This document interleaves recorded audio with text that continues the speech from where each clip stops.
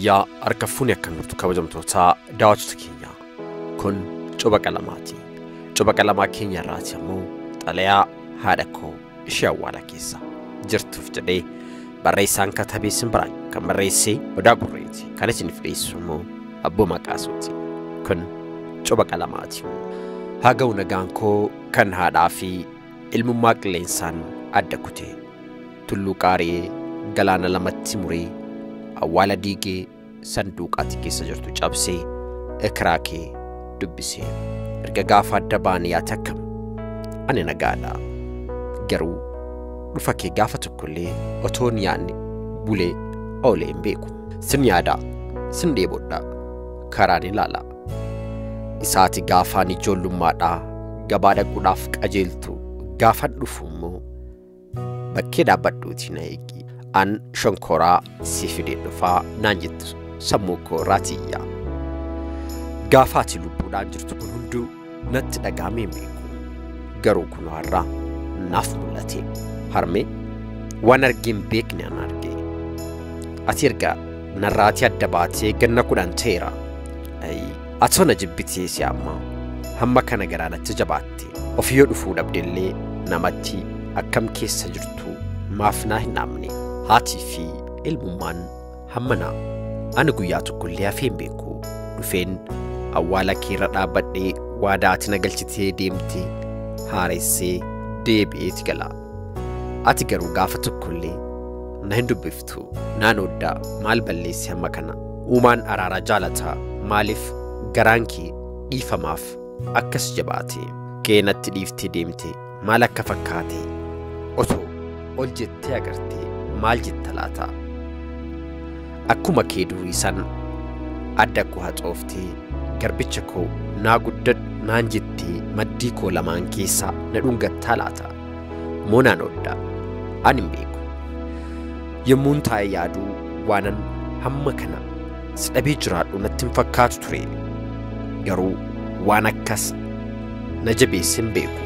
ati dur akka kana ta'utu beektaa fi ilmoon dhiiraa gara kutiisa ta'uu qaba kannaan jettuuf ta'a maaltu beeka guyyaa du'a kee laakkoftee bira geesseettu beekta ta'a atoonni dhiibamte malee takkaa namas lafas daangaa namas itti buutee beektu haadha koo beektu koo waan hundumaa koo sin dhabeemma of biran ilaalee kophummaa duwwummaa fira dhabiinsa hirkannaa dhabuttu natti mul'ata garuu maaliif akkas akka ta'u na goote waan atanaaf hawwite hundumaan argadheera atoon jirtu maal godha siree gaafaati jirtu sanarraa rafaan jiru nyaata gaafa sanaa nyaachaan jiru uffata gaafa sanaa uffachaan jiru gaafas miilaalan deema amma konkolaataadhaan jijjiirameeti oofa ati garuu keessan jirtu boqqonnaan dhabe haadha manaa fuudheen jiraadha jedheellee nama naaf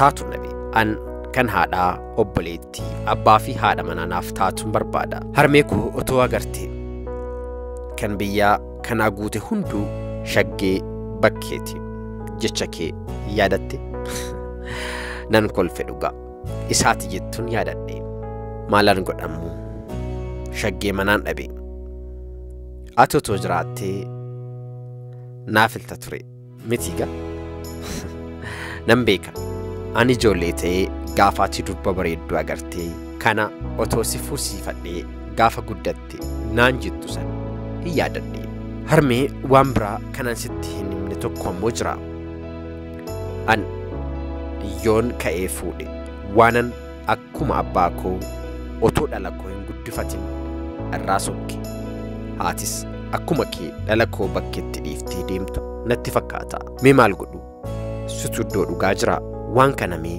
na gorsi maaliif natti hin dubbattu nan dhibbadhimma ilaame jireenya asii mo'achuu wayya tarii immoo dhiiseen dhufuuf anootoo si faana walagaree jiraadhee natti tola akka gaafa duraa sanattan rifeensa mataa koo naqaqqabaa isaati natti odeessitu sanan ammas argachuufan hawwa moo atoo guddatteettaa dhalchii taphachiisinaan jetta laata ani hin beeku amala kee bareedaa sana geeddaratteetta natti fakkaata eegaa amma dhaamsa cimaa sitti dhaamadha obsaan na dhage yoo dandeesse mi'aal tokko ol jedhi na dhaggeeffadhu.